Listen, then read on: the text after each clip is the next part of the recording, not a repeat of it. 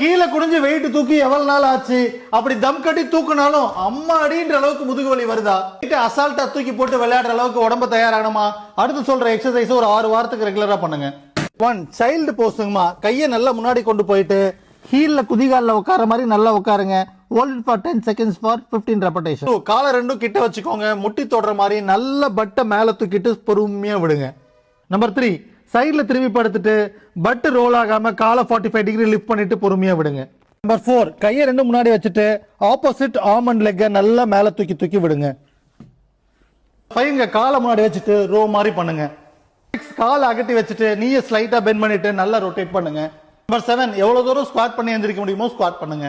Weight lift பண்றது multi joint இன்வால்வ்மெண்ட்டுங்க. அதோட சேர்ந்து வெயிட் லிஃப்ட் பண்ணணும் நம்ம பாடி வெயிட்டோட சேர்த்து.